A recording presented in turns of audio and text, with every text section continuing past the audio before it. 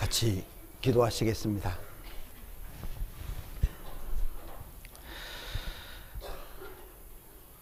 사랑과 은혜가 풍성하셔서 우리를 영원한 멸망 가운데서 구원해 주신 아버지 하나님, 감사를 드립니다.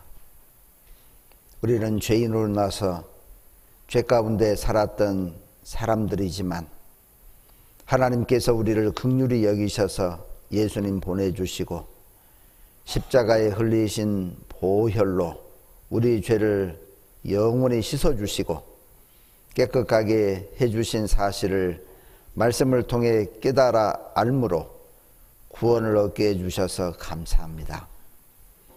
하나님의 말씀으로 우리가 구원을 받았사오매 또 하나님의 말씀 붙잡고 살아가며 또 하나님의 말씀조차 묵묵히 걸어가는 우리의 신앙의 길이 될 수 있도록 도와주옵소서. 하나님과 주님께서 우리를 구원하시기 위해서 그토록 아파하고 힘들어하신 그 큰 사랑을 우리가 마음속에 깊이 새기며 남은 삶을 그 은혜에 보답하는 귀한 삶으로 채워주시기를 원합니다. 또 하나님의 말씀 가운데 늘 승리하며 주님의 뜻을 온전히 이루어가는 우리의 삶이 되기를 또한 원합니다. 한 주간의 귀한 말씀의 마지막 그리고 거룩한 주일 말씀 앞에 우리가 함께 모였사오매 마땅히 우리에게 깨달을 말씀을 오늘도 일깨워 주시고 교제케 해 주옵소서. 그러나 여러 형편 따라 참석지 못한 우리 형제 자매님들 계시다면 이 시간 하나님께서 함께 해 주시고 있는 그곳에서 주님께서 지켜주시기를 원합니다. 병든 자가 있습니까? 속히 건강 회복시켜 주시고 마음에 상처 입고 시험 들은 지체가 있습니까? 하나님께서 주신 처음 사랑을 기억하고 주님께로 속히 돌아오기를 원합니다. 이 시간에 전국의 주님의 이름으로 모인 곳곳마다 함께 해주시고 각각 형편에 맞는 귀한 말씀으로 형제 자매님들에게 일깨워 주시기를 원합니다.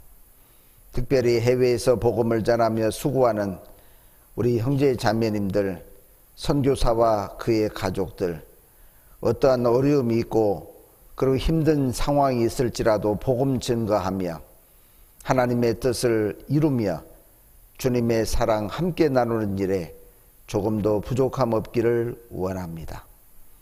오늘 귀한 말씀 가운데 주님께서 함께 해주시고 각각 주님의 말씀을 깨닫는 귀한 시간 되기를 원하면서 예수님의 이름으로 기도드립니다. 아멘. 오늘 시작하는 말씀을 마가복음 4장에서 찾아보시겠습니다. 마가복음 4장 26절을 찾으시겠습니다. 마가복음 4장 26절.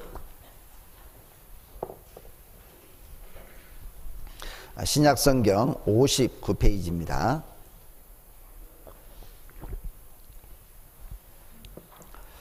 저이신 줄 알고 제가 29절까지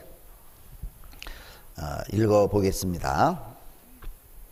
또 가라사대 하나님의 나라는 사람이 씨를 땅에 뿌림과 같으니 저가 밤낮 자고 깨고 하는 중에 씨가 나서 자라되 그 어떻게 된 것을 알지 못하느니라.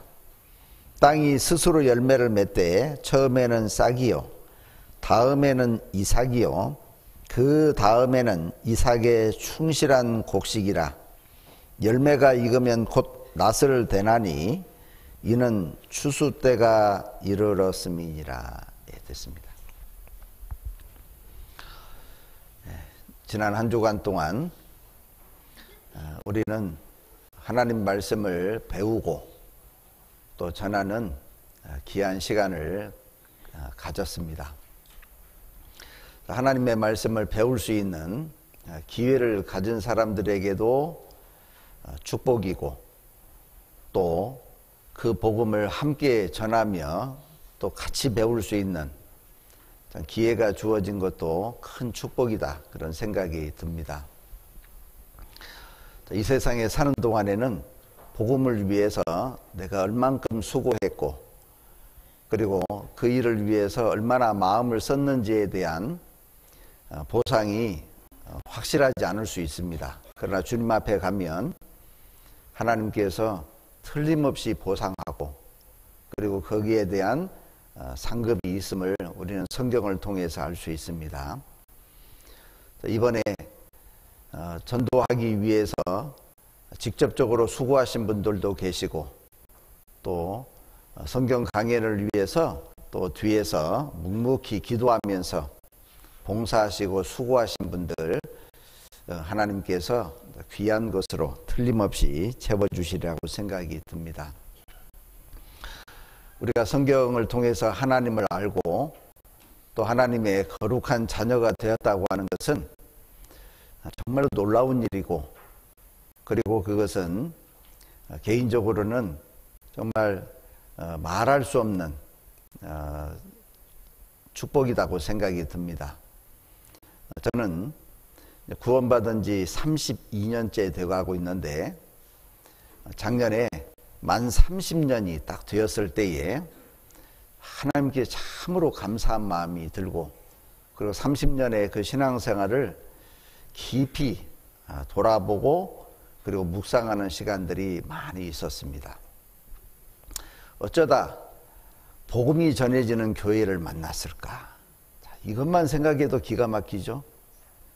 그리고 하나님의 자녀가 되었고, 또 주님의 몸된 교회 안에서 말씀으로 가르침 받고, 또 봉사할 수 있는 기회, 그리고 하나님께 쓰임 받을 수 있는 그런 위치에 있다고 하는 것을 생각하면 얼마나 감사한 일인지 모릅니다. 수년 전에 어떤 자매님이 죽음 앞에서 저에게 마지막으로 한 얘기를 참 지금도 기억하고, 그것을 기억할 때마다 마음이 짠한 말 한마디가 있는데, 뭐라고 하셨냐면, 이제 내가 하나님 앞에 설 날이 가까웠습니다. 근데 아쉬운 것은 내 손으로 밥 한 끼 지어서 형제 자매님들에게 다 대접해 주고 싶은데 참 그렇게 되지 못하는 것이 못내 아쉽습니다. 그 얘기 들으면서 그 자매님도 울고 저도 울었습니다. 예, 참 내가 뭔가 할 수 있는 기회가 있는 것은 참 귀한 거잖아요. 그리고 그런 마음을 주신 하나님이 얼마나 또 감사하겠습니까? 우리가 한 주일 동안 성경을 배우는 가운데 하나님을 더욱 알아가고, 또 하나님께서 나를 구원하신 것을 마음속 철저히 또 새겨볼 수 있는, 그리고 그것 때문에 내가 앞으로 어떤 삶을 살아야 될지에 대한 방향성을 가질 수 있는 것은 참 귀한 일이죠. 우리가 구원을 받았다고 하는 것만큼 이 세상에서 좋은 일이 없습니다.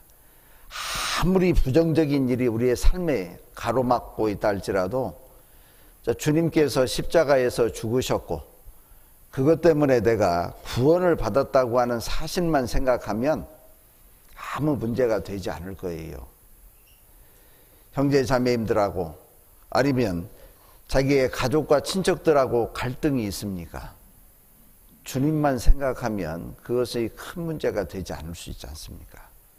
그런데 우리는 주님께서 우리를 구원하신 것은 마치 당연한 것처럼 여기고, 그리고 내 앞에 있는 문제가 훨씬 더 크고 심각한 것으로 생각을 하는데, 사실은 우리가 구원받은 것만 생각하면 나머지 것은 별로 중요하지 않을 거예요. 자, 오늘은 집회의 마지막 날이고 또 거룩한 주일 아침 말씀인데, 우리가 구원받은 증거, 구원받았다고 하는 증거에 대해서 먼저 한번 생각해 볼 것이고, 그리고 구원, 성경 속에 구원이라고 하는 단어가 세 종류가 있는데 각각의 구원의 의미를 생각해 보고 그리고 그 구원이 이 과정이라고 하는 것을 또 한번 생각을 해 보려고 합니다. 그리고 신앙생활하는 데 있어서 4대 요소, 아주 중요한 요소가 있는데 시간이 되는 대로 말씀드림으로써 오늘 집회 말씀을 정리하고자 합니다. 구원받은 사람이 때로는 자기 마음속에 내가 정말로 구원을 받았을까 의문을 가질 수 있고, 또 구원받은 사람이 실제 구원받았다고 하는 것을 무엇으로 입증할 수 있을까 생각해 볼 수 있는데, 성경에는 구원받은 사람은 구원받았다는 분명한 증거가 있도록 돼 있다는 거예요. 이 세상에 사람은 자기의 인격을 감출 수가 없도록 돼 있잖아요. 사람은 자기의 인격을 말이나 행동으로 반드시 드러나도록 돼 있습니다. 깨진 쪽박은 집에서도 새고 밖에서도 샌다는 말이 있죠. 그렇듯이 구원받은 사람은 자기 안에 구원받은 증거가 있고, 그리고 구원받았다고 하는 그 증거가 틀림없이 삶 속에서 나타나게 돼 있다는 것입니다. 저는 1987년 5월 16일 날 구원받았습니다. 우리나라 이 역사에서는 5월 16일은 군사 쿠데타가 있던 날이었죠. 저는 마귀를 대항해서 쿠데타를 일으키고 하나님께로 돌아간 날입니다. 제가 그렇게 의미를 붙였어요, 그냥. 예. 그리고 그해 11월 달에 제가 정말로 구원받았을까 의문이 찾아왔습니다. 예수님께서 내 죄를 다 용서해 주셔서 천국 가게 되는 확신은 얻었는데, 그런데 정말 하나님도 이것을 인정할까? 혹시 그냥 나 혼자만 좋아서 이러고 있는 것은 아닐까? 의문이 찾아왔다는 거예요. 그래서 아침에 몇몇 알고 있는 형제님들에게 일어나면 전화하는 습관이 생겼어요. 왜 전화했을까요? 혹시 나 떼놓고 다 갔을까? 전화를 받으면 안 갔구나, 이런 이제 마음의 위안을 삼으려고요. 무려 한 달이나 그랬습니다. 그런 나중에 주일 말씀을 쭉 듣는 가운데서 제가 아모스 9장 9절 말씀에서 다시금 확신을 얻었습니다. 아모스 9장 9절은 이스라엘 백성들을 전 세계에서 다시 회복할 것을 예언하면서 하나님께서 한 알갱이라도 떨어뜨리지 아니하고 다 구원한다는 말씀이 있는데, 그 말씀을 딱 듣는 순간에 그렇지, 하나님께서 체질을 하시는데 한 알갱이도 떨어뜨리지 않고 다 취하신다고 하는 그 알갱이 속에 나도 포함되어 있다. 딱 그 마음이 마음속에 새겨지니까요, 그 다음부터는 전혀 의심이 안 들더라고요. 지금까지도요. 그러죠.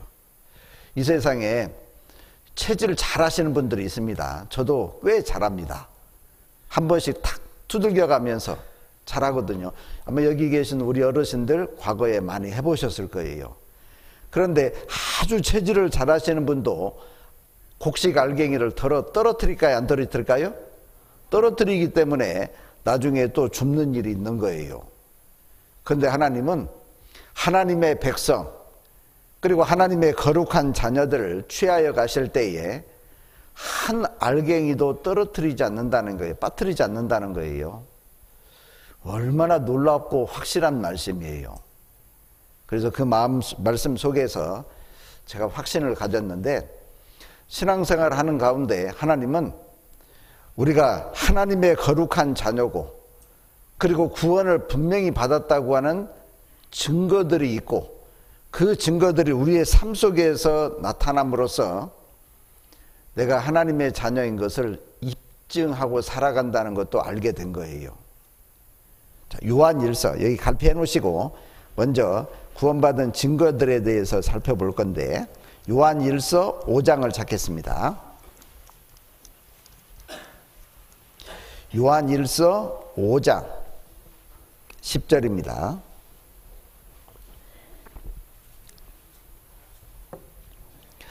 자, 요한일서 5장 10절. 신약성경 393페이지입니다. 제가 읽겠습니다. 하나님의 아들을 믿는 자는 자기 안에 증거가 있고 하나님을 믿지 아니하는 자는 하나님을 거짓말하는 자로 만드나니 이는 하나님께서 그 아들에 관하여 증거하신 증거를 믿지 아니하였습니다. 하나님의 아들을 믿는다. 예수님이죠. 예수님이라고 하는 자연인을 믿는 게 아닙니다. 예수님께서 하신 일을 믿는 거죠. 예수님은 십자가에 피 흘려 죽으심으로써 내 죄를 영원히 해결하셨잖아요. 갚아주셨습니다. 용서해 주신 거예요. 그 사실을 믿는 자는 자기 안에 그 사실을 믿는 증거가 있다는 거예요. 그리고 그 증거가 실제 우리의 삶 속에서도 드러나야 된다는 거죠. 구원받았다고 간증은 잘하는데 근데 그 사람의 삶 속에서 구원받은 증거가 드러나지 않는다면 많은 사람들은 마음속에 의문을 딱 찍죠. 구원받았을까? 정말 하나님의 자녀가 되었을까? 그러잖아요. 그런데 하나님의 아들을 믿지 않는 사람은 하나님을 거짓말하는 자로 만든다.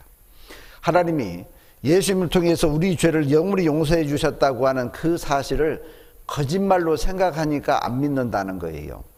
근데 그 사실을 믿는 사람은 틀림없이 자기 안에 증거가 있다는 거죠. 그리고 하나님께서 우리에게 보증으로 주신 그 성령, 그 성령이 우리가 하나님의 자녀인 것을 또 계속해서 또 증거하신다 그러잖아요. 그러니까 우리가 구원받은 것은 막연한 일이 아니라는 거예요. 내가 하나님을 알았는데 하나님도 나를 아실까? 알고 말고죠. 그잖아요. 부모가 자식을 아는 것보다도 자식이 부모를 먼저 아는 겁니다. 제 동생이 아주 오래전이죠. 일사단에 이제 입대를 해서 훈련소에서 훈련을 받는데 마지막 날 퇴소하는 날 부모 가족들을 초빙을 하잖아요. 그래서 퇴소식을 하는데 군인들은 똑같은 군복 입고 그리고 6주간을 동일하게 훈련을 받기 때문에 얼굴도 새카맣니다. 더군다나 모자까지 탁 눌렀으면 누가 누군지 잘 모르잖아요. 그런데 우리 아버지도 못 찾았는데 우리 어머니는 딱 찾더라고요. 깜짝 놀랐습니다. 부모는 자기 자식을 딱 찾아내는 거예요. 그잖아요. 그런데 사람의 능력보다도 훨씬 더 크신 능력을 소유하고 있는 하나님이 하나님의 자녀를 모를 리가 없잖아요. 그잖아요. 내가 하나님을 아는 것보다도 하나님이 나를 더 잘 아십니다. 그렇지 않습니까? 그러니까 하나님은 성경에 기록하기를 우리가 하나님을 알 뿐더러 하나님의 아신 바 되었다 그랬죠. 그잖아요. 하나님은 나의 앉고 일어섬도 아시는 분이고 침 삼킬 동안도 놓지 않으시는 분이고 눈 깜짝일 동안도 하나님께서는 다 아신다고 돼 있잖아요. 그러니 내가 구원받은 걸 모르겠냐 그 말입니다. 사실은 내가 구원받기도 전부터 하나님은 나를 아셔서 구원하셨죠. 우리의 마음 상태를 하나님이 다 보십니다. 이 사람이 구원을 받을 만한 준비가 돼 있는지 안 돼 있는지. 구원받을 준비가 돼 있기 때문에 깨닫게 해주신 거예요. 그러잖아요.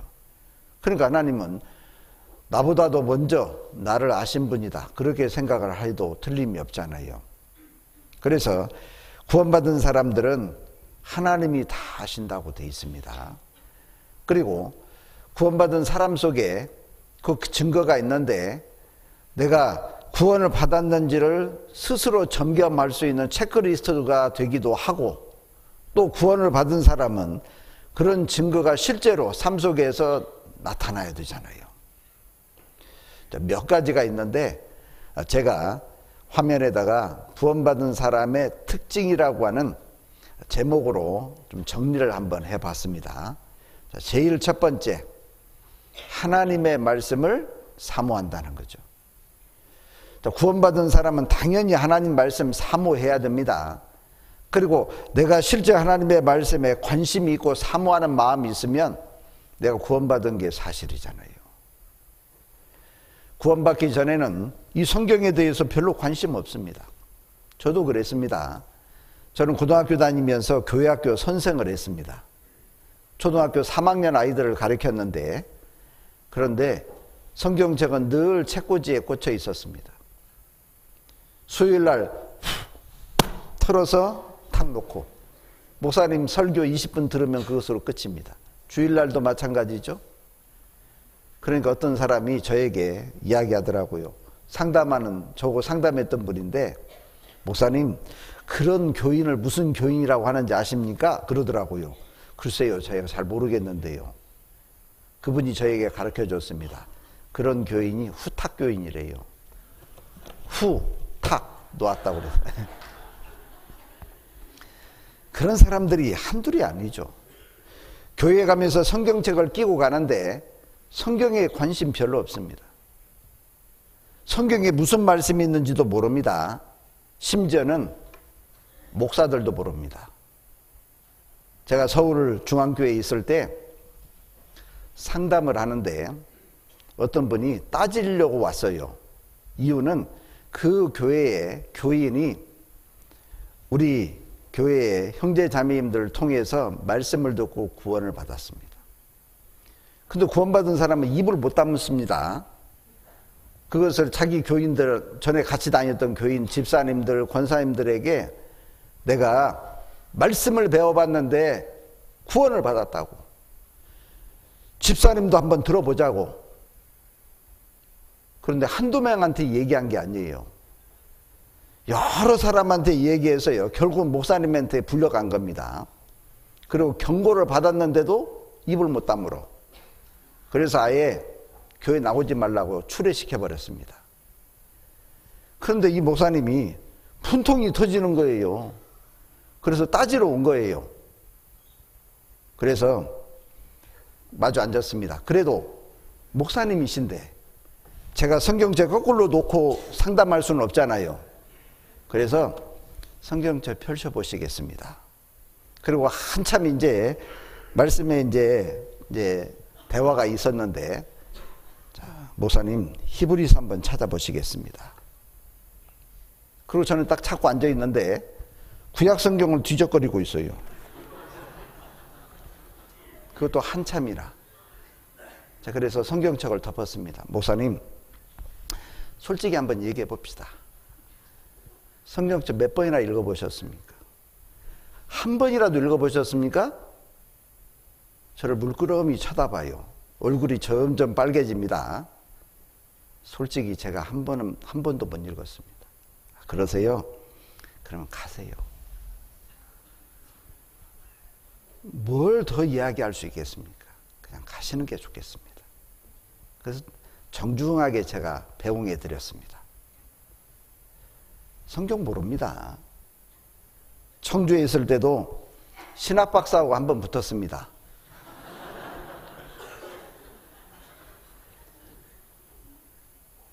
성경 펼쳐가면서 그분이 이야기하는 대로, 목사님 성경에 이렇게 돼 있잖아요. 성경에 이렇게 돼 있는데 왜 그렇게 말씀하세요? 이야기하면은요, 자기는 그냥 신학적인 이론만 얘기하는 거예요. 목사님 성경에 그것이 사실이라는 증거 대보세요. 성경으로 하시는 말씀이 집에 가면 노트에 다 있다는 거예요. 아니, 성경 얘기하시라니까요. 노트 얘기하지 말고. 성경을 몰라도 너무 모릅니다. 물론 성경 많이 아시는 분들도 계시겠죠. 제가 하필이면 모르는 사람들만 만났는지 모르겠습니다만, 구원받은 사람은 하나님 말씀에 관심이 있습니다. 성경 강연회 한다고 하면 똑같은 이야기지만 또 듣고 싶고, 그잖아요. 개인적으로도 성경 읽습니다. 시간이 될 때마다 펼쳐서 읽어보고, 그렇지 않습니까? 성경에 대해서 관심이 생기게 되는 거예요. 구원받은 사람은 하나님 말씀 가까이 해야 됩니다. 그것이 구원받았다는 분명한 증거가 되는 거예요. 그렇잖아요. 그리고 내가 하나님의 말씀에 관심이 있고 가까이 하는 것 자체가, 아, 내가 구원받은 게 맞구나, 확실히 알 수 있는 겁니다. 자, 여기 한번 보시겠습니다. 욥기 23장 12절에 내가 그의 입술의 명령을 어기지 아니하고 일정한 음식보다 그 입의 말씀을 귀히 여겼구나. 매일같이 먹는 새끼의 음식보다도 하나님의 말씀을 귀하게 여겼다는 거예요. 욥이라는 사람이. 하나님의 말씀을 정말로 귀하게 여기는 사람, 소중하게 여기는 사람, 구원받은 사람이죠. 시편 119편에는 103절에 주의 말씀의 맛이 내게 어찌 그리 단지요 내 입에 꿀보다 더하니다. 이 세상에 꿀 싫어하는 사람 별로 없습니다. 특별히 체질적으로 싫어하는 사람을 제외하고는 꿀은 다 좋아하는 거죠. 그런데 그 꿀보다도 하나님의 말씀의 맛, 말씀을 들으면 그 말씀이 정말 맛이 있는 거예요. 얼마나 단지 몰라요. 그잖아요. 그리고 127절에는 그러므로 내가 주의 계명을 금 곧 정금보다 더 사랑하네. 이 세상에서 가장 가치 있다고 여기는 것 중에 하나가 금이잖아요. 금. 그런데 그 금보다도 하나님의 말씀을 더 사랑한다. 만약에 어떤 사람에게 성경책하고 성경책의 크기하고 똑같은 금하고 선택을 하라고 하면 두 개 다 선택하면 좋죠 뭐. 근데 하나만 선택하라고 그랬는데 성경책을 선택하는 사람은 그 사람은 틀림없이 그 금보다도 하나님 말씀을 귀하게 여기는 사람이겠죠. 그렇죠?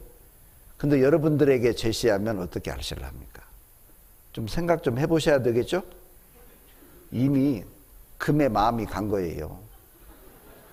그죠? 생각을 해본다는 얘기는요. 그렇지 않습니까? 그리고 시편 119편 97절에는 내가 주의 법을 어찌 그리 사랑하는지요 내가 그것을 종일 묵상하나이다. 하나님의 말씀을 사랑하기 때문에 하루 종일 삶 속에서 그 하나님의 말씀을 생각해보고 묵상하죠. 뭐 하나님 말씀만 생각한다는 뜻이 아닙니다. 내 앞에 일어난 여러 가지 일들 앞에서 그 하나님의 말씀하고 늘 결부시켜 보는 거예요. 그러잖아요. 그리고 131절에서는 내가 주의 계명을 사모함으로 입을 열고 헐떡였다. 하나님 말씀 받아 먹으려고요. 입을 열고 헐떡인다. 그만큼 소중하게 여긴다는 뜻이죠. 그래서 베드로전서 2장 2절에 갓난아이들 같이 순전하고 신령한 젖을 사모하라. 이는 이로 말미암아 너희로 구원에 이르도록 자라게 함. 성장하는 구원. 하나님의 말씀으로 하나님의 자녀가 되는 구원도 있고, 그리고 하나님의 말씀을 계속 공급받음으로써 성장하는 구원이 있다는 거예요. 열매를 맺어 자라는도다, 그런 말씀이 있죠. 그러니까요, 하나님의 말씀은 신령한 젖과 같다는 거예요. 젖이 별것 아닌 것 같은데 젖을 먹고 무럭무럭 자라가잖아요, 어린아이들이. 그래서 구원받은 증거 제일 첫 번째가 하나님의 말씀을 사모한다는 특징이 있어요. 두 번째는 그 하나님의 말씀을 분별한다고 하는 특징이 있다는 거죠. 그래서 구원받은 자의 두 번째 특징은 하나님의 말씀을 분별합니다. 그래서 욥기에 보면 입이 식물의 맛을 변별함 같이 귀가 말을 분별하지 아니하느냐? 사람은 음식을 먹으면 맛이 있는지 없는지 이 혀가 얼마나 예민한지 모릅니다. 짠지, 싱거운지, 매운지, 아니면 쓴지 금방 알죠? 상한 것이 입에 들어갑니다. 본능적으로 뱉어버리잖아요. 그죠? 그렇게 예민한 혀를 가지고 있는데 하나님의 말씀도 구원받은 사람은 그렇게 분별을 한다는 거예요. 저는 시골에 있는 친구가 전도에서 말씀을 들었습니다. 그것도 뭐 듣고 싶어서 들은 게 아니에요. 자존심 세우려고 들었어요. 무슨 남자가 약속을 지켰으면 약속을 지켜야지. 그 말 한마디에 남자 자존심 세우려고 가서 말씀 들었다가 구원받았거든요. 그런데 토요일 날 제가 구원을 탁 받고 여전히 다니는 대학교 안에 제가 다니던 대학이 감리교 재단이었습니다. 그래서 대학교에 임원 활동을 하고 있었는데 여전히 그 주일날 참석을 했죠. 근데 그 전주까지는 목사님 설교하실 때에 아멘이 10번 이상 나왔는데 그날은 한 번도 안 나와요. 오히려 마음속에 문제가 생겼습니다. 목사님 저렇게 말씀하시면 안 될 것 같은데 왜 안 되냐고 물어보면 제가 대답을 못하는 게 있는데 근데 틀림없이 아닌 것 같은 거예요. 마음에 문제가 생겼습니다. 수요일 날 또 수요 집회에 참석했습니다. 마음에 또 문제가 생겼어요. 속으로 내가 구원을 받고 죄를 용서받으니까 내 마음에 교만이 찾아왔나? 왜 주의 종을 내가 판단하는 죄를 저지르고 있지? 문제가 딱 생긴 거예요. 근데 저를 전도했던 그 친구가 토요일 날 저녁에 전화가 왔어요. 내가 서울에 왔다는 거예요. 내일은 지난 주간에 말씀을 들었던 그 교회에 가서 주일 집회에 한번 참석해 보자는 거예요. 교제 붙여 주려고 올라온 겁니다. 딱 가서 그때는 우리 서울중앙교회 이완 목사님이 2시간 주일 설교하셨습니다. 근데 2시간 말씀 듣는데 줄을 안 칠 수가 없어요. 너무 다 중요해. 마음에 하나님의 말씀이 쏙쏙 들어옵니다. 그래서 마음으로 정했어요. 내가 이곳에서 신앙생활을 해야 되겠다. 왜? 내게 정말 그 하나님의 말씀이 달았거든요. 끝나고서 두 자매를 소개시켜주면서 우리 형제님 교제 좀 잘 붙어 있을 수 있도록 도와달라는 거예요. 그런데 저는 이미 마음에 정했거든요. 근데 하필이면 그 대학교회가요, 제가 공부하고 있는 단과대학의 바로 앞에 있어요. 그러니까 늘 목사님도 만나야 돼요. 다른 임원들도 만나야 돼요. 장로님들도 만나야 돼요. 장로님들이 거의 교수님들입니다. 그런데 가고 싶은 생각이 없어요. 하나님의 말씀에 딱 분별이 생기니까요, 그곳에 앉아서 말씀 들을 수가 없었다 그 말입니다. 그래서 자연스럽게 내가 구원받은 교회 안에 머물게 되는 계기가 생긴 거예요. 하나님의 말씀, 구원을 받으면 분명히 분별이라고 하는 것이 생기도록 돼 있다는 거예요. 어린아이들도 분별합니다. 이 분별은 지식으로 분별하는 게 아닙니다. 하나님께서 주신 영적인 분별인 거예요. 그리고 구원받은 사람은 분별을 하고 살아가는 것이 구원받았다는 또 증거가 된다는 거죠.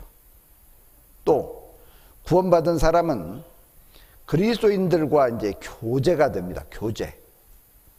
구원받기 전에는 교회 다니는 사람들 맹꽁이 같은 사람 그러잖아요.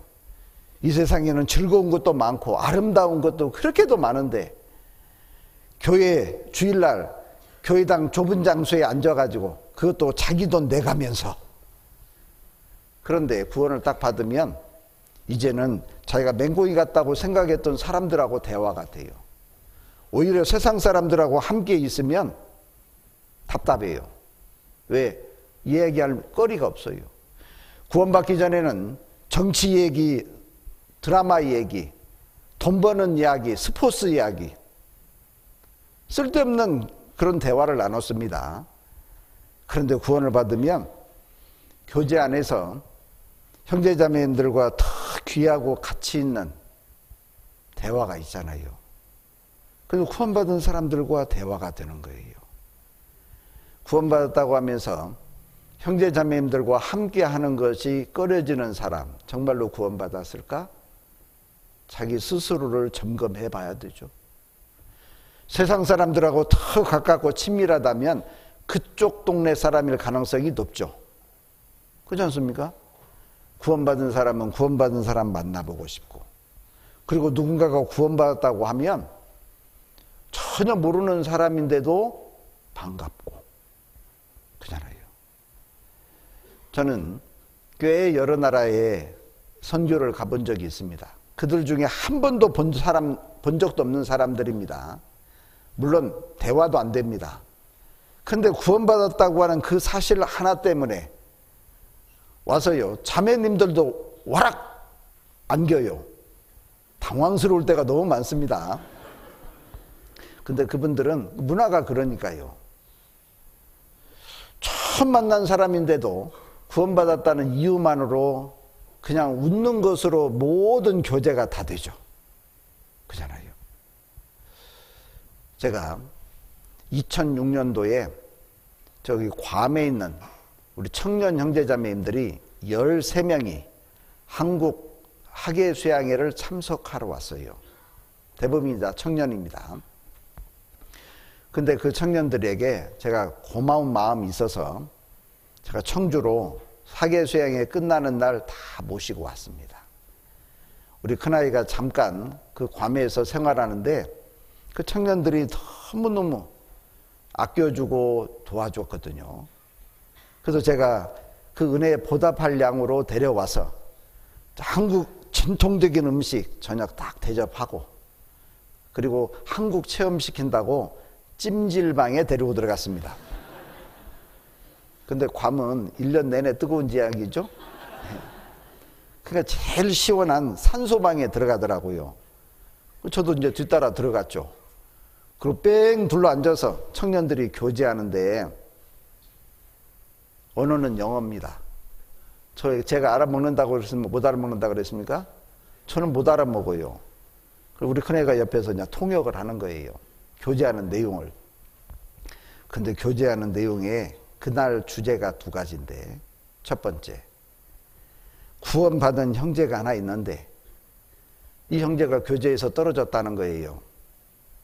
어떻게 하면 그 형제를 교제 가운데 붙여서 함께 신앙생활 할 거냐. 서로 교제하고 있는 거예요. 두 번째, 어떤 자매님이 괌대학을 다니는데 자기 친구를 전도하고 싶은 거예요. 같은 학교를 다닙니다. 근데 어떻게 하면 전도를 해야 될지 지혜가 없다는 것, 부족하다는 거예요. 그래서 서로 교제하는데 그 친구가 좋아하는 음식은 뭐냐? 그 친구가 늘 생각은 어떤 가치관을 가지고 있느냐? 서로 그런 이야기를 나누면서 전도할 계획을 세우고 있더라 그 말입니다. 그 얘기를 들으면서 제가요, 참 감동이 되더라고요. 그 중에는 대부분이 다 필리핀계고 한국은 처음 와본 분들입니다. 그러면 한국의 음식은 어떻다더니, 한국의 경치는 어떻다더니, 처음 온 한국에 대한 어떤 인상을 서로 이야기할 만도 하잖아요. 근데 같이 앉아서 교제하는 내용이 그것도 멀리 있는 한국에까지 와서 그 괌에 있는 형제 하나를 세우기 위한 이야기, 그리고 전도하고자 하는 함께 계획을 세우는 것이 너무 아름답잖아요. 구원받은 사람들의 교제는 그와 같은 거예요. 물론 세상적인 이야기 전혀 안 하는 게 아니죠. 직업 얘기도 할 수도 있고 그잖아요. 여러 가지가 있지만 그 중에 거의 대부분은 신앙 안에서 서로 보탬이 되는 이야기죠. 교회를 위해서, 복음을 위해서, 그리고 여러 가지 경제적으로나 신앙적으로 어려운 형편에 있는 형제 자매들을 돕고, 그리고 함께 신앙에 어울리게 할 수 있는 방법들을 찾아가는 교제들이 교회 안에 있잖아요. 그리고 자기의 힘들고 어려울 때에 형제자매님들과 함께 교제하는 가운데서 새로운 힘과 용기를 얻고 그잖아요. 또 다른 분들이 낙담돼 있을 때 격려해주고 붙잡아주고 그런 것이 있음에도 불구하고 우리 하나님께 기도하고 같이 가자고 손잡아주고 때로는 안고 가는 그것이 구원받은 사람들의 교제의 모습이잖아요. 구원받은 사람은 구원받은 사람들과 함께 교제하는 것을 좋아합니다. 이 세상에도 짐승들도 종류들끼리 어울려 삽니다. 사람도 구원받은 사람들과 함께 어울리도록 돼 있는 거예요. 구원받지 않은 사람들은 같이 앉아 있으면 마음이 답답하죠. 그리고 점점 멀어지게 돼 있습니다. 내가 멀어지는 게 아니고 사실은 구원받지 않은 사람들이 부르지도 않아요.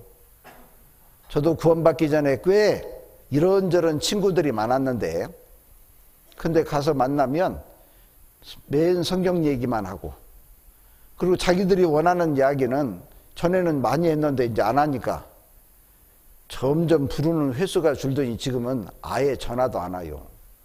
감사해요. 그런데 좀 전도를 해야 될 기회가 좀 없어져서 좀 아쉽기는 한데 참 그렇게 되는 거예요. 자, 그래서 구원받은 사람들은 구원받은 사람들과 교제가 됩니다. 너희를 불러 그의 아들 예수 그리스도 우리 주로 더불어 교제케 하시는 하나님은 미쁘시도다. 그러죠. 요한일서 1장 7절에는 저가 빛 가운데 계신 것 같이 우리도 빛 가운데 행하면 구원받았으면 그 말입니다. 우리가 서로 사귐이 있고 그리고 그 사귀는 가운데 얼마나 유익한 것이 많은지 몰라요. 그러죠. 미국의 어떤 병원에서요 쌍둥이가 태어났습니다. 근데 한 쌍둥이는 언니는 건강했습니다. 근데 동생은 미숙아로 태어났어요. 그러니까 인큐베이터 안에서 얼마간 치료를 받아야 돼요. 그런데 병원에서 그 건강한 아이를 그 인큐베이터 안에 같이 넣어두었습니다. 그랬더니 놀라운 일이 생겼습니다. 아직 눈도 제대로 떨어지지 않은 언니인데 자기 동생을 다 안는 거예요. 그리고 그 동생이 치료가 급속히 빨라졌습니다. 자, 건강한 아이 그리고 미숙아인 아이 함께 넣어놨더니 좋은 쪽으로 좋아진 거예요. 빨라진 거예요. 우리가 함께 신앙생활을 하는 가운데 신앙이 연약한 사람도 있고 육신적으로도 정말 연약한 사람들 많이 있습니다. 그런데 그 속에서 함께 어울려 신앙생활을 하는 가운데 그렇게 연약한 사람들이 담력을 얻고 그리고 신앙적으로나 육신적으로 건강해지는 거예요. 그것이 교제의 비밀이라는 거예요. 자, 한번 보시겠습니다. 한 신생아 중환자실. 인큐베이터 안에 태어난 지 얼마 안 된 쌍둥이 자매가 있었습니다.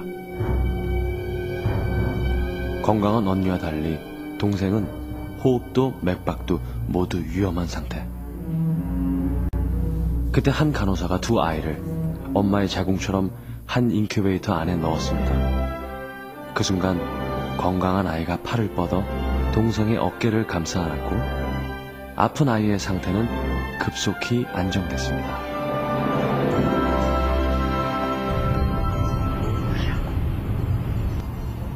이 이야기는 동화가 아닌 실화입니다.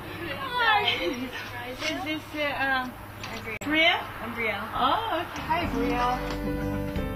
11년 전 미국 전역을 감동시켰던 이야기, 생명을 구한 포옹. 그 주인공들인 카이리와 브리엘은 누가 아팠던 아이인지 알아볼 수 없을 정도로 둘 다 건강하게 자랐습니다. 임신 7개월 만에 태어난 카이리와 브리엘. 한때 위독했던 브리엘은 언니 카이리와 한 인큐베이터를 사용하면서 건강이 회복됐다고 합니다. 서로의 따뜻한 품에서 기적을 만들어낸 쌍둥이 자매. 자매의 장래 희망 역시 따뜻합니다. Because I want to help people, usually when they're really sick, and I want to reduce sickness around the world. And I like to help people because I don't like to see people hurt. 익숙한 누군가의 체온이 가져온 기적. 단순한 우연일까요? 카이리와 브리엘의 이야기가 세상에 알려진 뒤부터 많은 미국의 병원에서 쌍둥이 조선아들을 같은 인큐베이터에서 지내게 하고 있습니다. 이것을 코베딩이라고 합니다. So if the babies are twins and grown together in the uterus, the studies have shown that it is really important to keep them together if they are stable. That they will actually grow a little bit faster, that they will have better temperature control and temperature regulation, that their saturations of oxygen will be more stable, and that they will learn to adapt better as they grow up. 같이 넣어두면 그 아이들이 서로 손을 잡아요. 참 그 따뜻한 기운을 서로 나누면서 둘 다 건강한 모습으로 치료되는 것을 경험하게 되었다는 것입니다. 우리가 교제 안에 그런 치유가 있지 않습니까? 그런 위로가 있지 않습니까? 그러한 감동이 구원받은 형제자매들과 함께하는 속에 있다는 거예요.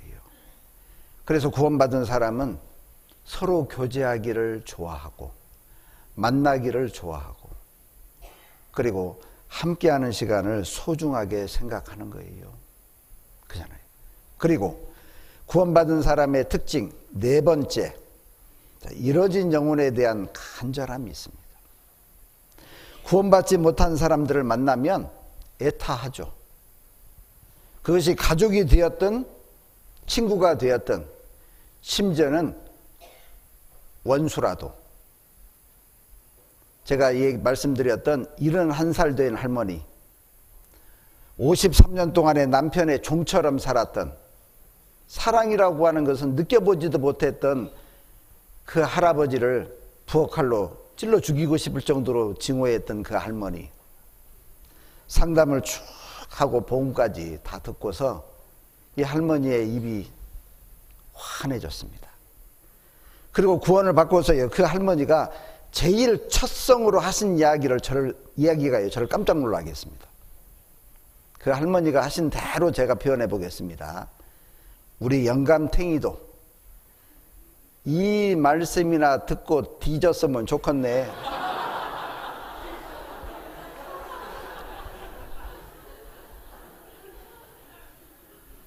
아직도 미워.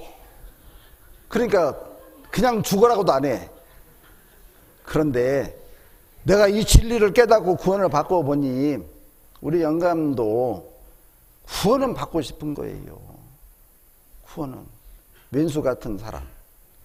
지옥 가라고 한 게 아닙니다.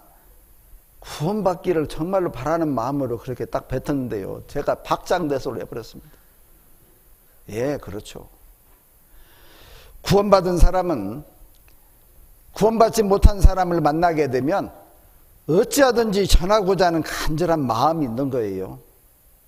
그게 원수라도요. 나하고 관계 속에서 정말 싫어하는 사람이 있고 원수 같은 사람이 있습니까?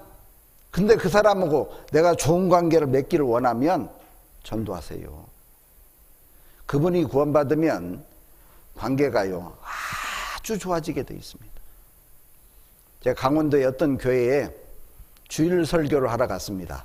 너무 멀기 때문에 토요일 날 오후에 도착을 했는데 그날 저녁에 저녁 식사를 은빛 장년 회장님이 대접하시겠다는 거예요. 당연히 교회 설교를 위해서, 교회 일을 위해 갔기 때문에 교회에서 대접하는 것이 맞잖아요. 그런데 은빛 장로회장님이 대접하신다고 하니까 분명히 사연이 있지 싶잖아요. 그래서 곤드레 비빔밥 맛있게 된장국에 비벼 먹고, 그리고 제가 여쭤봤습니다. 어르신이 대접하는 데는 사연이 있지 싶습니다. 그랬더니 어르신이 제가 대접할 만한 이유가 있습니다 그러면서 말씀을 하시는데, 당신의 딸이 49살 먹었는데, 그리고 외손녀 딸이 고등학교 3학년인데 이혼하겠다고 전화가 왔다는 거예요. 그게 어르신들이 구원받은 지 몇 년 됐는데 그동안에 전도하려고 애를 썼는데 전도가 안 됐는데, 딱 그 얘기를 듣는 순간에 왜 이혼하냐 어쩌나 저쩌나 그 말이 먼저 나오는 것이 아니고 마음속에 구원받을 때가 됐구나 생각이 들었다는 거예요. 그래서 딸한테 너 이혼하고 새끼 들어오고 살려면 얼마나 고생스럽겠냐, 그래서 친정에 일주일만 와 있다 가라. 그래 놓고 교회에는 기도 부탁을 쫙 해놓은 거예요. 딸이 와서 오늘부터 저녁마다 2시간씩 우리가 이 비디오 테이프로 성경 한번 배워보자. 그러니까요, 쉬려고 왔으니까 시간도 있죠. 그 비디오 테이프로 말씀을 쭉 듣다가 토요일날 구원을 받으셨어요. 딸이. 아버지가 내일은 주일 집회 참석하고 목사님하고 상담하고 가거라. 아침에 일어났는데요, 교회를 갈 준비가 아니고 가방을 싸는 거예요. 그리고 일주일 동안 들었던 말씀 테이프도 가방 속에 집어넣고, 아니 주일 집회 참석하고 상담하고 가라니까 이거 아니라는데 지금 마음이 조급하다는 거예요. 그 딸이 갔는데 딸이 남편을 붙잡아 놓고 얘기하는 거예요. 여보, 우리가 20년 살았다. 이제 우리가 이혼할 판이다. 아내라고 생각했다면 마지막 소원 한 번만 들어다오. 뭔디? 이렇게 된 거예요. 내가 친정에 가서 이 말씀 들었는데 내가 뭔가 깨달았다. 당신도 깨닫게 해주고 싶으니까 우리 저녁에 한 편씩 쭉 들어보자고. 그리고 이 남편이 토요일 날 또 구원을 받아버렸네. 이혼할까요 안 할까요? 안 해요. 어르신 하시는 말씀이 우리 딸내가 신혼 때보다도 더 살가워졌다는 거예요. 그럴 수밖에요. 하나님의 사랑을 알았으니 그동안에는 자기 의지의 사랑으로 사랑을 했는데 이게 잘 안 됐잖아요. 하나님의 사랑 안에서 사랑하게 되니까 진짜 부부가 뭔지를 알게 된 거예요. 그러니 내가 밥 안 사게 생겼냐는 거지. 한 끼 더 얻어먹고 와도 될 뻔했죠? 예. 그런데 식사하고 돌아오는 스타렉스 안에 이 어르신이 전화를 받으시는 거예요. 근데 그 전화 내용이 항상 존댓말을 쓰더라고요. 끊고서 제가 아까 얘기했던 그 사위하고 통화했습니다 그러더라고요. 제가 또 한마디 여쭤봤죠. 아니 사위도 자식인데 그렇게 경어를 쓰십니까? 그러니까 하시는 말씀이 저를 또 감동시켰어요. 제가 집에서는 사위도 자식이기 때문에 제가 낮춰서 얘기합니다. 근데 이곳에 두 분의 목사님 계시고 사모님도 계시고 몇몇 어르신도 함께 식사하고 돌아오는 차 안이 교회 아닙니까? 교회 맞죠? 그러니 내 자식이라도 교회 안에서는 경어를 써야지요. 얼마나 훌륭하신 분이에요. 그죠? 제가 그 얘기를 듣고 참 많은 생각을 했어요. 정말 그렇구나. 참 이분은 정말 신앙이 훌륭한 분이구나 라는 생각을 했습니다. 어떻든 간에 사람이 사랑해서 서로 결혼해서 살다가 이혼할 때쯤 되면 그런 왼수가 어디가 있어요.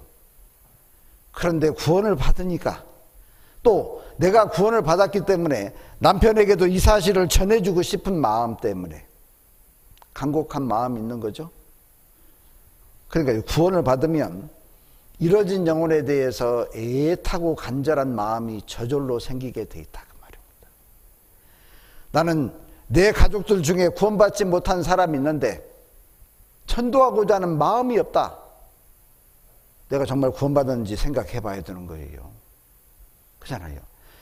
내 속에서 난 자식, 전도할 마음이 없는 어르신, 뭔가 좀 생각해 봐야 될 문제가 있는 거죠. 그렇잖아요. 내가 구원받았기 때문에 내 부모, 내 동기간, 내 친구, 그들이 지옥 가는 것을 참아 볼 수가 없잖아요. 그렇잖아요. 그래서 그 옛날 사도 바울은 자기의 동족들이 이 복음을 그렇게도 거부했잖아요. 오히려 복음 전하는 이 사도 바울을 죽이려고까지 했습니다. 그럼에도 불구하고 그들을 향한 애타는 마음 때문에 내가 그리스도에게서 끊어질지라도 내 동족들이 구원을 받기만 한다면 그리스도에게 끊어질지라도 내가 원하는 바로다 그랬잖아요. 얼마나 간절하면 그랬을까요? 그렇잖아요. 자, 이 영상 하나 보도록 하겠습니다.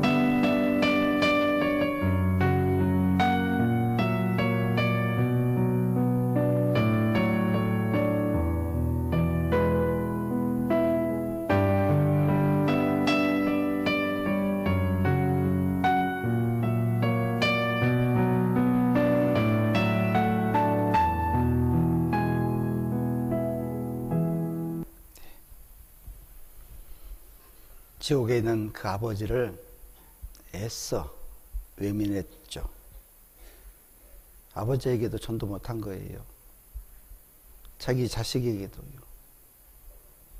우리는 이 사람과 같은 후회가 있어서는 안 되죠.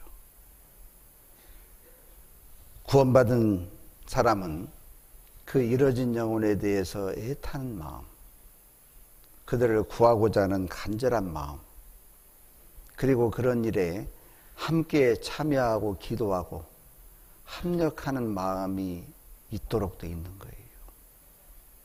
그리고 다섯 번째는 징계가 있다 그랬습니다. 징계. 구원받은 사람에게는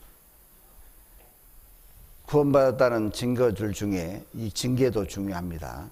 하나님의 자녀이기 때문에 삶 가운데 죄가 있으면 하나님의 말씀으로 먼저 교훈합니다.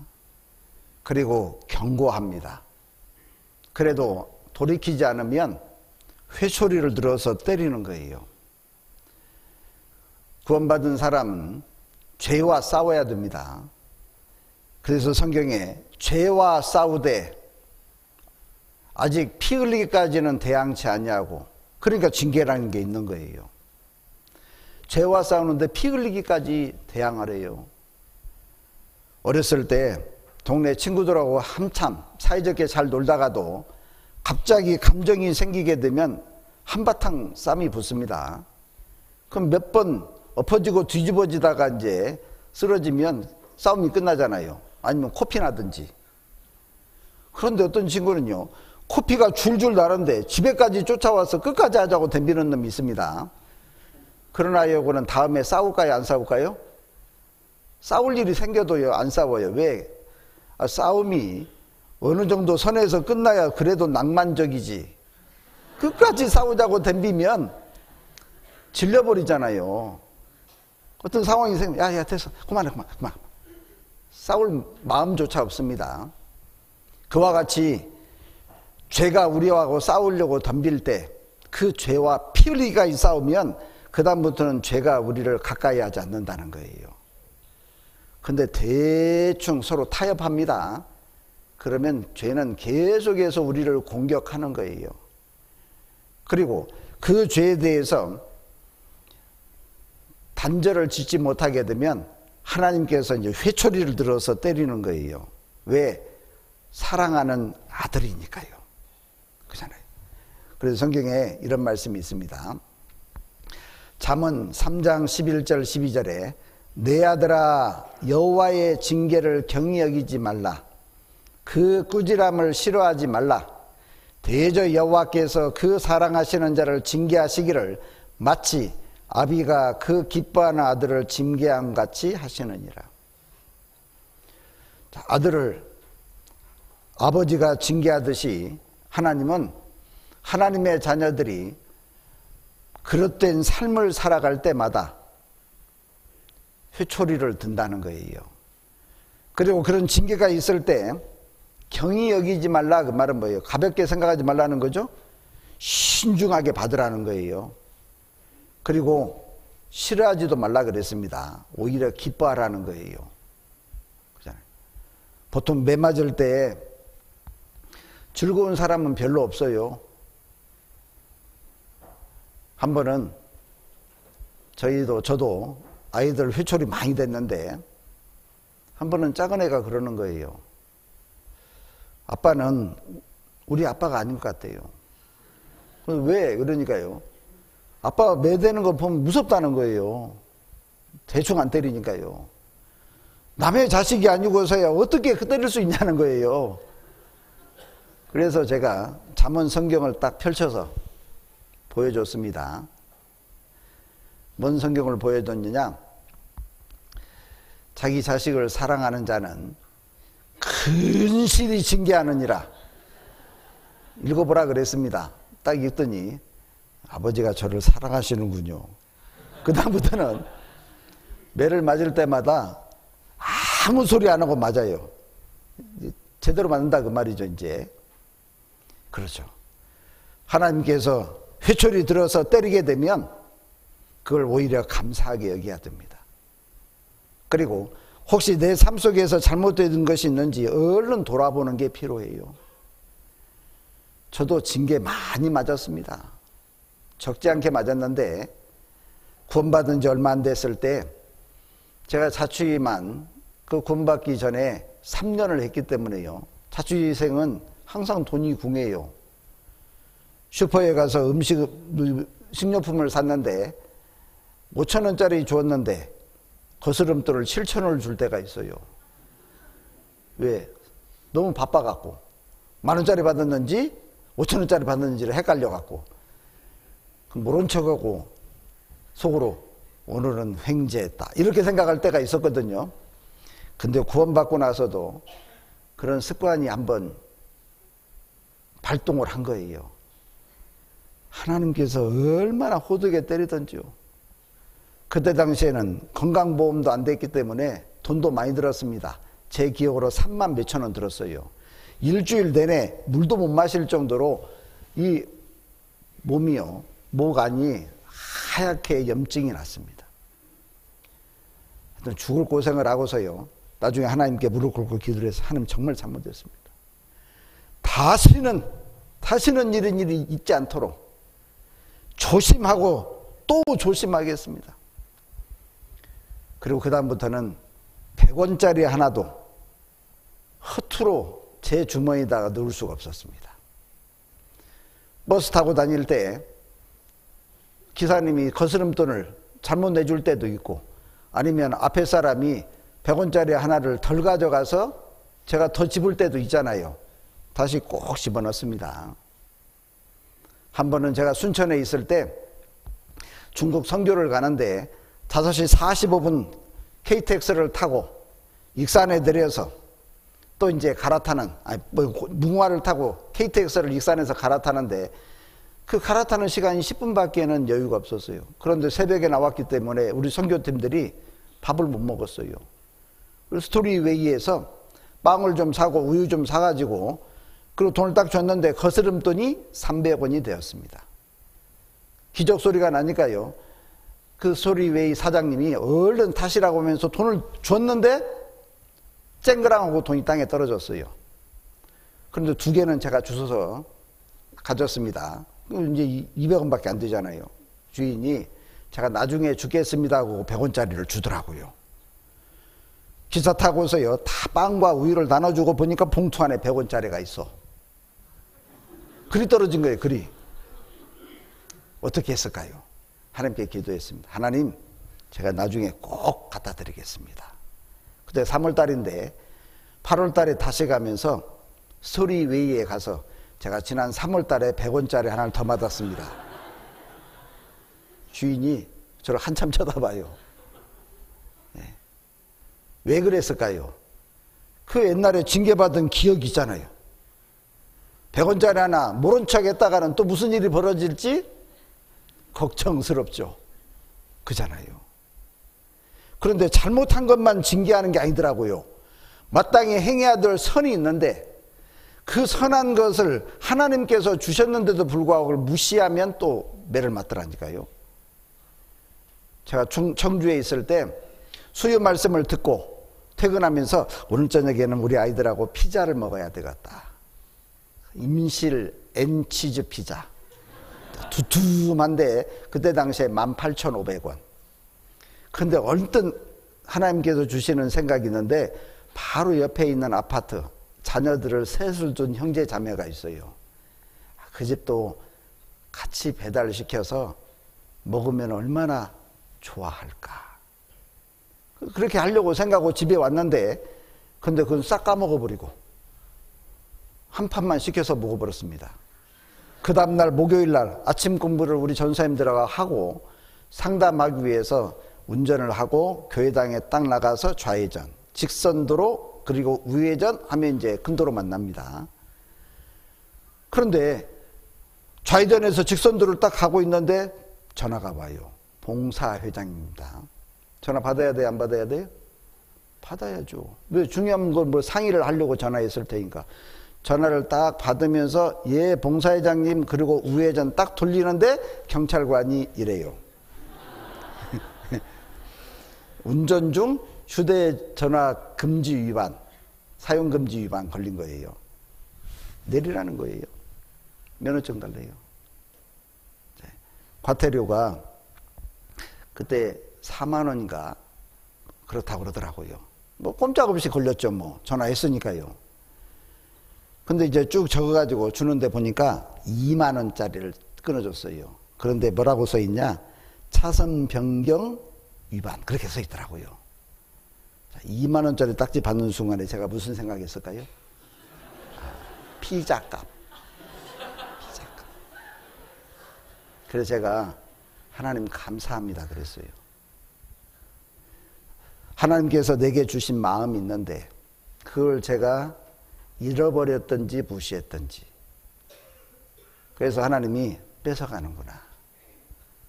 그래서 제가 마음으로 기도했습니다. 하나님, 다음에는 하나님이 주시는 마음 제가 꼭 새기고 기억하겠습니다. 선을 행할 줄 알고도 행치 않냐면 죄라 그랬죠? 하나님은 그렇게도 책망하시는구나. 그게 얼마나 큰 은혜예요. 그러잖아요.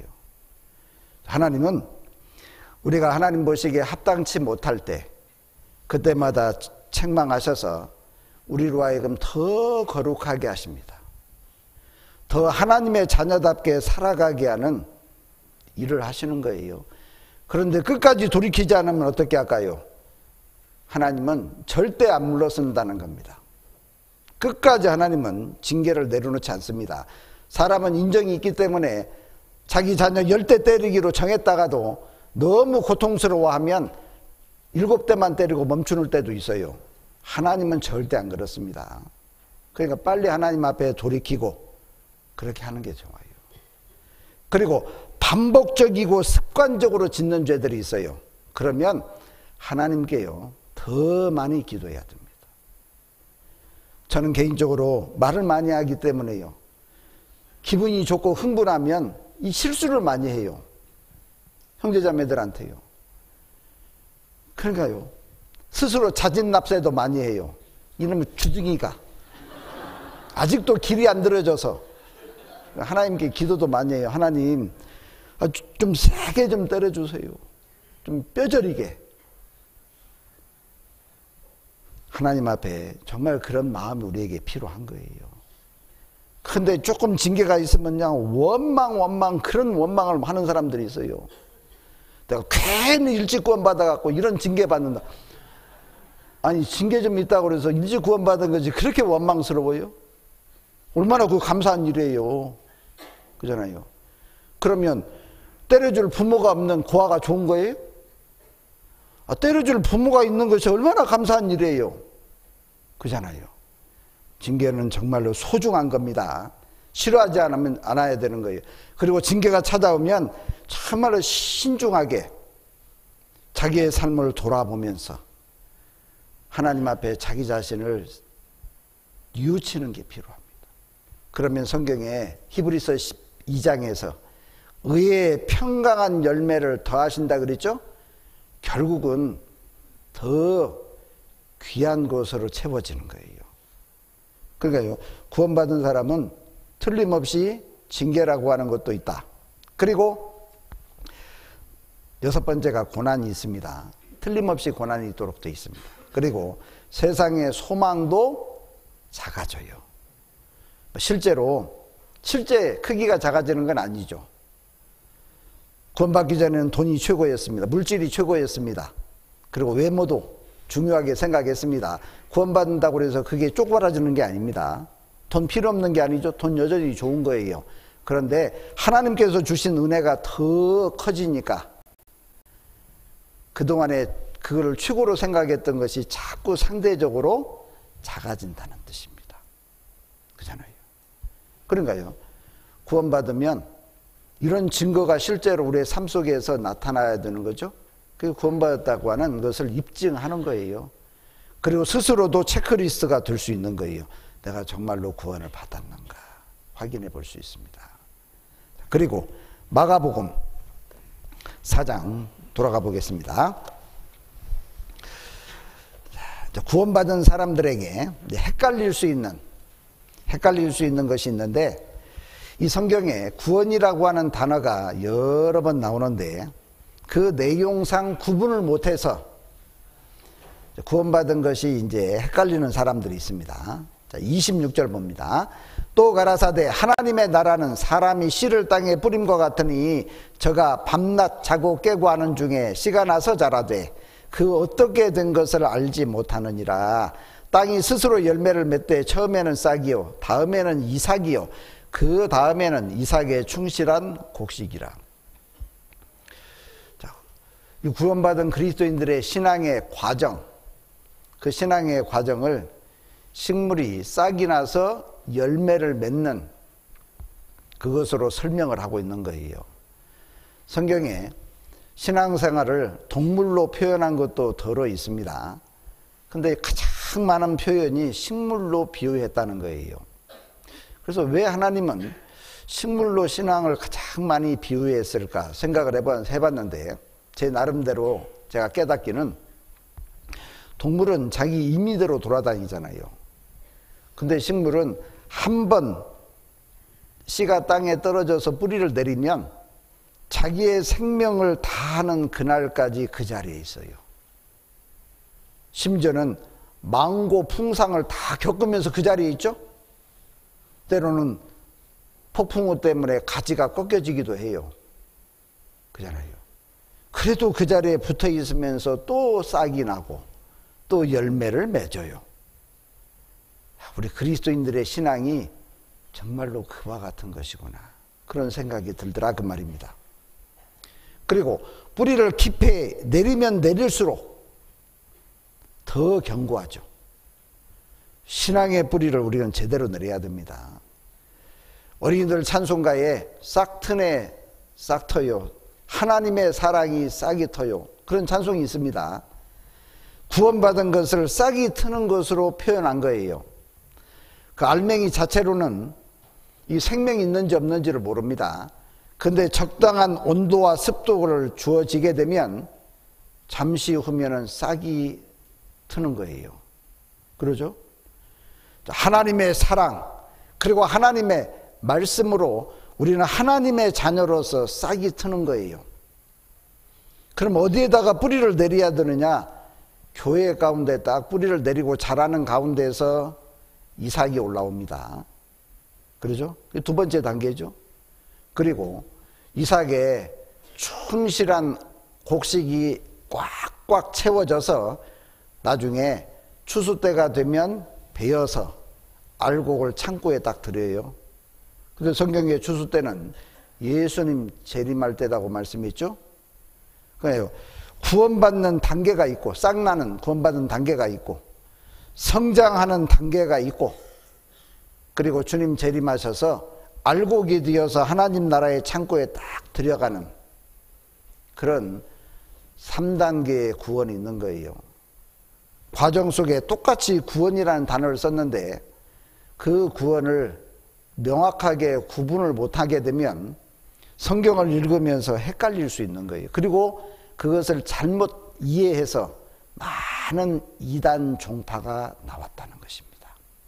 우리는 좀 구분을 해서 정리를 좀 해볼 필요가 있는데, 제가 도표로 딱 정리를 해봤습니다. 세 종류의 구원 과정 그랬습니다.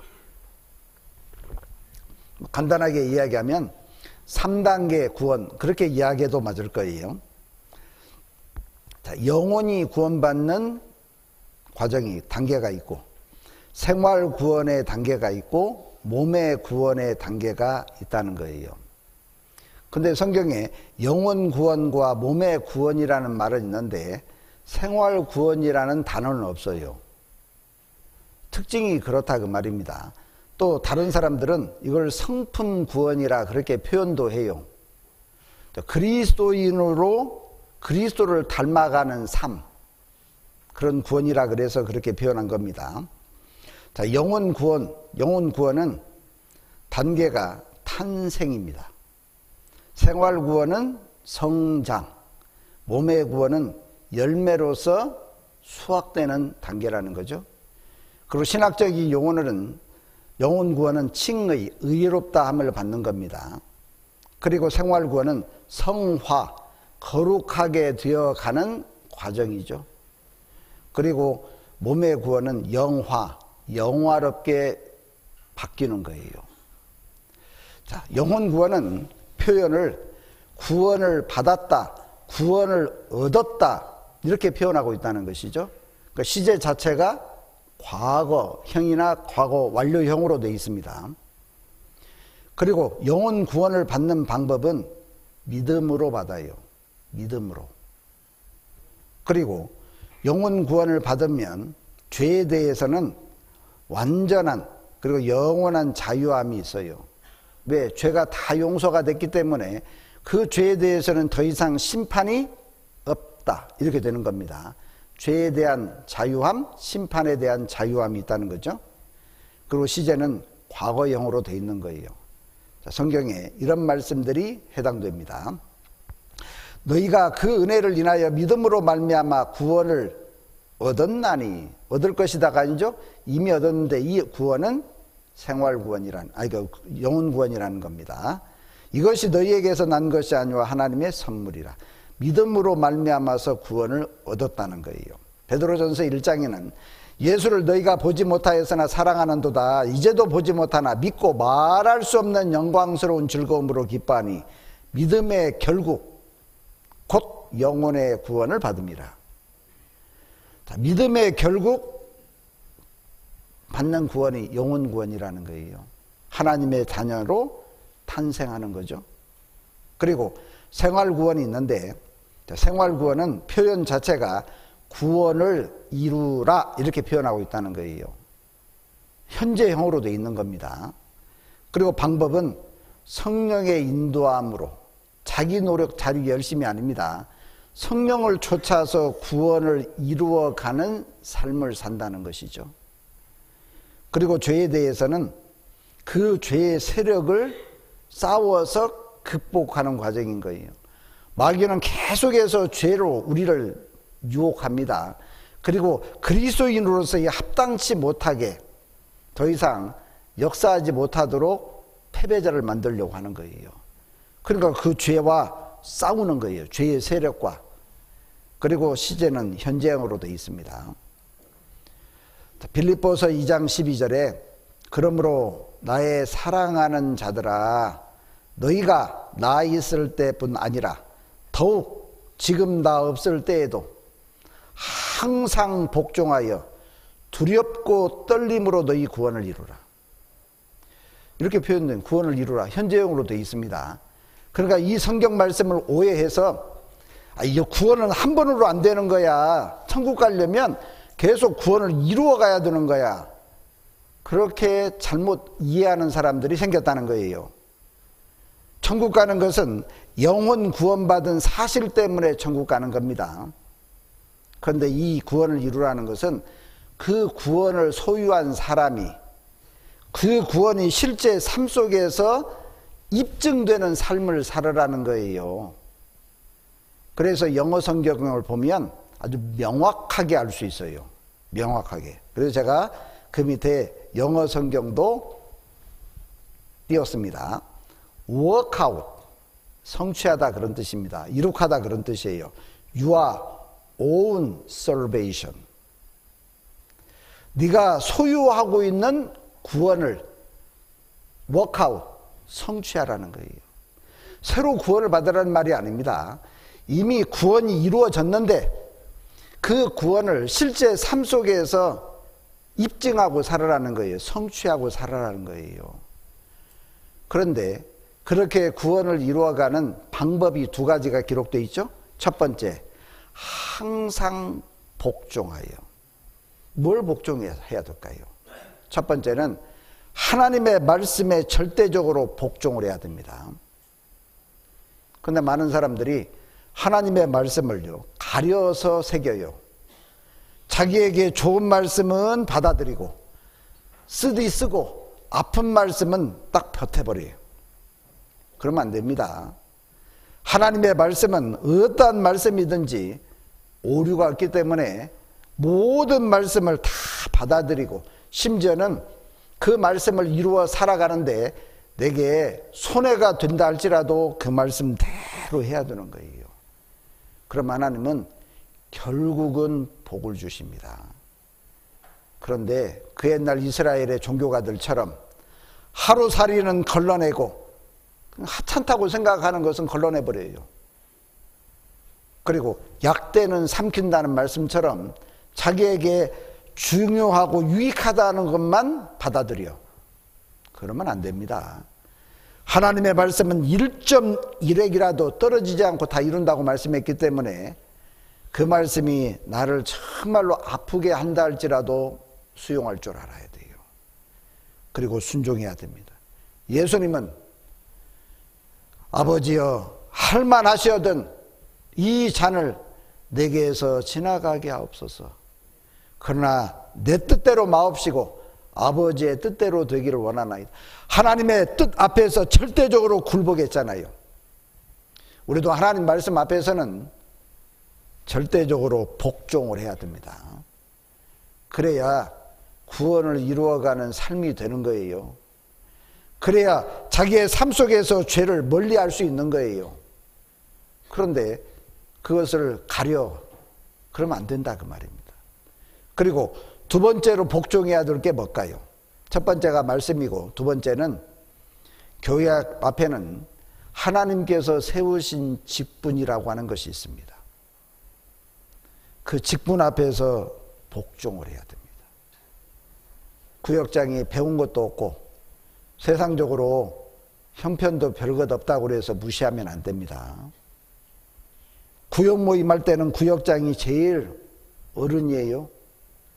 그런데 구역장 딱 제쳐놓고요, 하고 싶은 얘기 마음대로 하고 발언권도 어찌 아냐고서 막 얘기하는 분들이 있어요. 절대 안 됩니다. 그잖아요. 나이가 어려도 하나님께서 세우신 직분이잖아요. 그 직분 앞에서 절대로 복종해야 되는 거예요. 교회 안에 어떤 직분을 가지고 있는 사람도 구역 모임, 조모임 할 때는 구역장, 조장 말에 순종해야 되는 거예요. 봉사 있다고 나오라고 하면은 예하고 순종할 줄 아는 사람, 그 사람이 구원을 이루어가는 사람인 거예요. 각 부서에는 부서장들이 있습니다. 그 부서장들의 뜻에 따라서 함께 합력을 해야 되잖아요. 사람에게는 절대 복종할 필요가 없습니다. 그러나 직분을 맡겼기 때문에 그 직분은 하나님이 맡긴 거예요. 그 직분 앞에서 순종한다고 하는 게 중요한 거예요. 그잖아요. 그래서 하나님 말씀 앞에 복종, 그 직분 앞에서 복종하는 사람이 정말로 구원을 이루어가는 거예요. 그런 사람들이 허물이 없는 거예요. 또 한 가지는 두렵고 떨림으로 그랬죠. 늘 막 공포스럽게 살아라 그런 뜻이 아니고요. 늘 자기 자신을 살피고 조심하는 거죠. 말 한마디 할 때도 내가 이렇게 이야기하면 어떤 사람은 혹시 마음에 상처가 되지 않을까? 걸리면 되지 않을까? 생각하면서 얘기를 해야 돼요. 그리고 내가 이렇게 얘기함으로써 교회에 누가 되지는 않을까? 그리고 그 이야기를 듣는 형제 자매님이 신앙적으로 문제는 되지 않을까? 잘 생각해야 돼요. 내가 농담을 하지 말라는 얘기는 아닙니다. 농담을 해도 농담을 받을 수 있는 사람이 있는가 하면 못 받을 사람도 있어요. 그럼 살피고서 해야 되는데, 그런데 아무한테나 아무 농담이나 하고, 그래서 신앙에서 실족하면 에이 그것도 이해 못해 그러면 안 된다는 거예요. 그리고 내 행동도 조심해야 되죠. 나의 행동은 나에게만 국한된 것이 아닙니다. 다른 형제자매들에게도 얼마나 영향을 끼치는지 아십니까? 그리고 세상 가운데서도 내가 정말 조심해야 되는 거예요. 내가 잘못함으로써 교회가 욕먹을 수도 있고 나를 구원하신 하나님께 욕이 돌아갈 수도 있습니다. 그러잖아요. 가끔 이런 분이 있어요. 누가 전도하려고 모시고 왔는데 그 교회 안에 어떤 특정한 사람 때문에 전도에 실패하는 일이 있어요. 제가 청주에 있을 때 외부에 일을 맡겨서 아저씨들이 와서 일을 했습니다. 화장실을 가기 위해서 사무실 앞을 지나서요, 화장실을 갔다가 나오면서 사무실 앞에 있는 교회 소식지를 딱 꺼내서 쫙 펼쳐본 거예요. 근데 자기가 익숙하게 알고 있는 사람의 이름이 적혀 있는 거예요. 저에게 여쭤보더라고요. 목사님, 이 사람은 교회에서 무슨 일을 합니까? 그래서 제가 이러이러한 일을 합니다. 그랬더니 저에게 그런 거예요.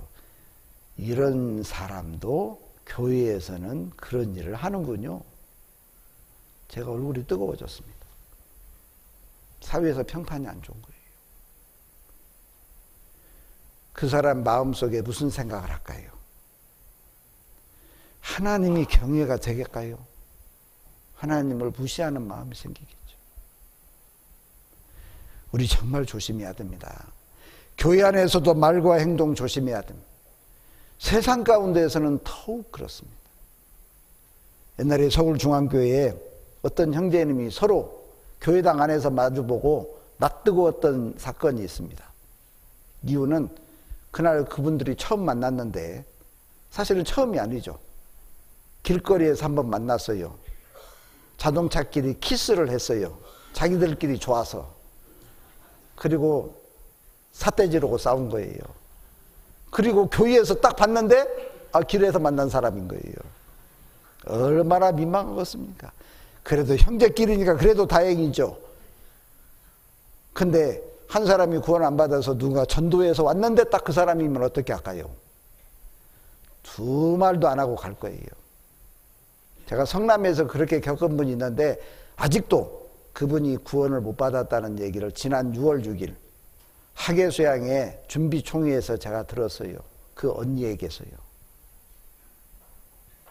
15년도 더 지났습니다. 얼마나 또 무서운 일이에요. 그래서 항상 복종하여 두렵고 떨림으로 너희 구원을 이루라. 중요합니다. 그리고 몸에 구원이 있다는 거죠.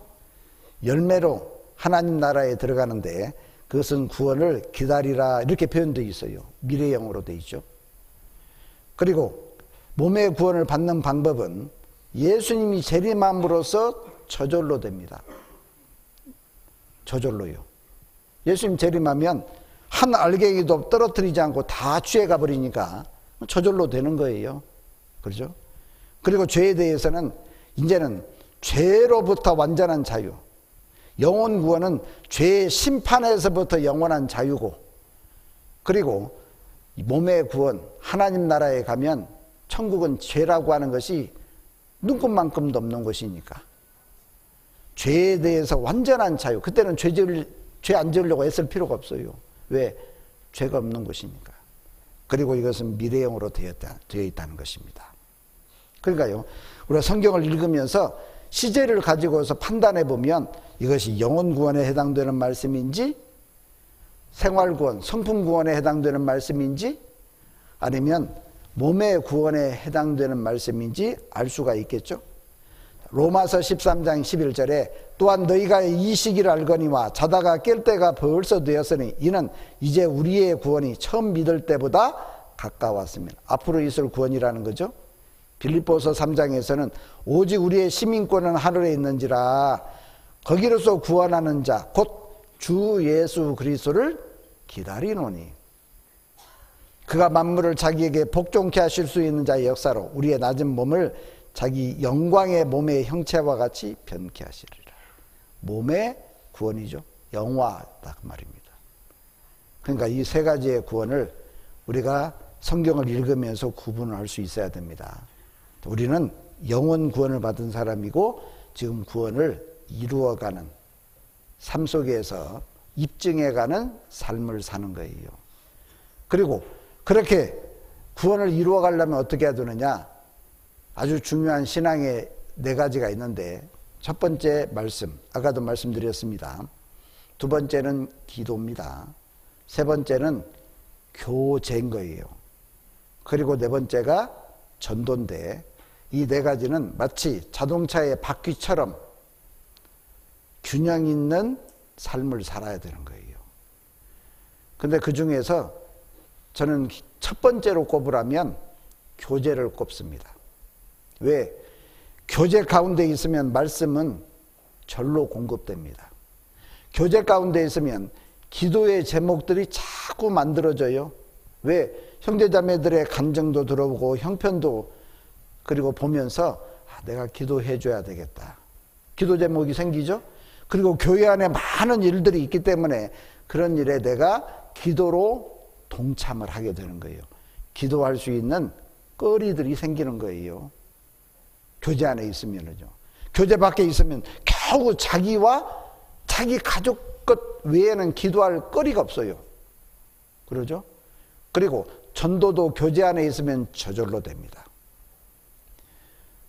제가 순천에 있을 때 어떤 자매님이 구원을 받았어요. 얼마나 좋은지요.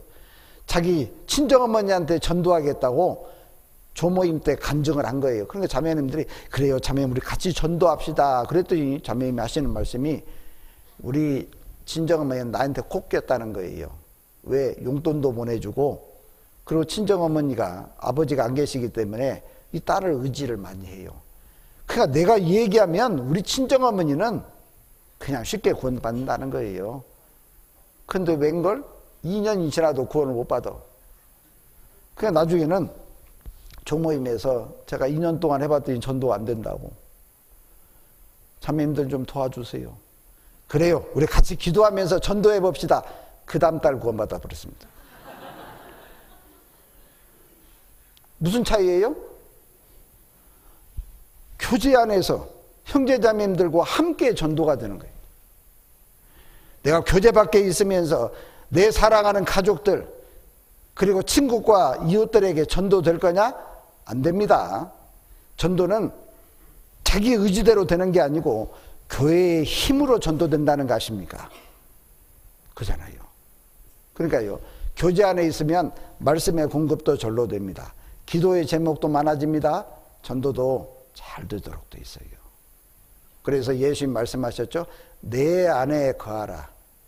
그러면 열매가 절로 맺는다 그랬죠. 저절로 맺히게 돼 있어요.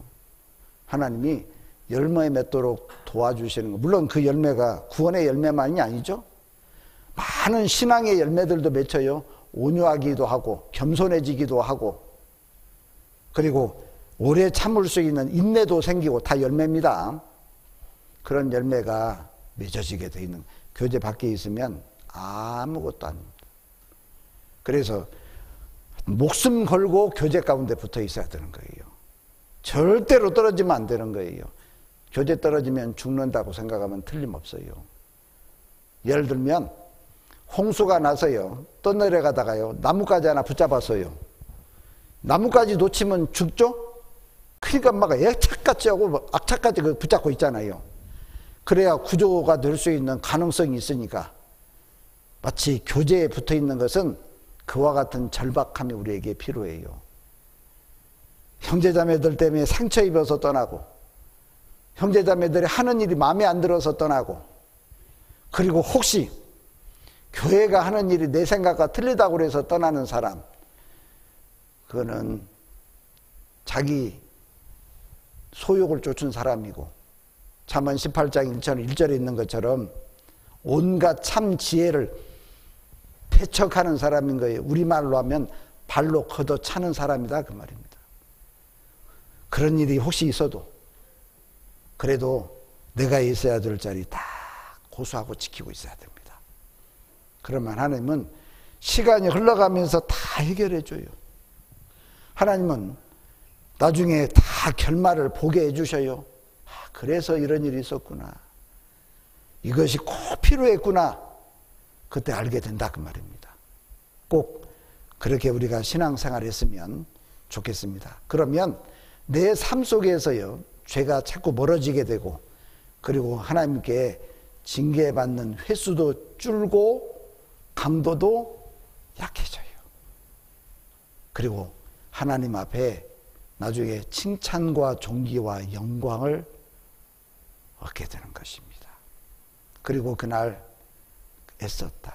고생했다. 신앙생활을 하려고 얼마나 힘들었냐. 주님이 우리의 눈물을 닦아주고 그리고 꾹 안아주지 않겠습니까? 그날을 조금만 기다리면 됩니다. 여기까지 말씀드리겠습니다. 같이 기도하시겠습니다. 자비하신 아버지 하나님, 감사합니다. 우리를 구원해 주시고 하나님의 말씀과 은혜 가운데 품어주셔서 감사합니다. 우리 구원받은 모든 사람들이 항상 하나님 말씀 쫓아 살며 하나님의 뜻을 이루어갈 수 있기를 원합니다.